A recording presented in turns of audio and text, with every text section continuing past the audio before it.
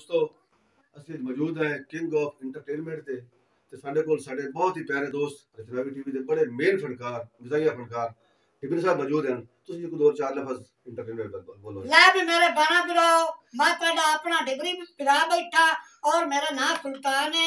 ते सारे बाना बिरावां नु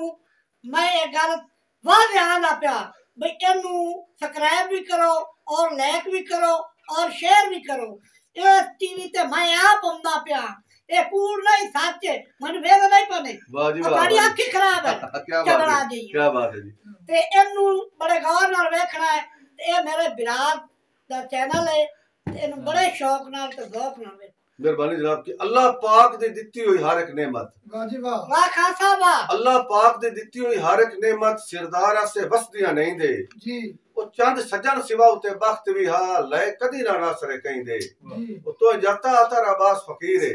ओ तेरी संगत च हाल होए ऐं दे ਅਸੀਂ ਫਕਤ ਦੀਦਾਰ ਦੇ ਹਾਏ ਪੈਨੇ ਭੁੱਖੇ ਕਈ ਨਾ ਸੇ ਤੇਰੀਆਂ ਸ਼ਹੀਦ वाह तेरे बाप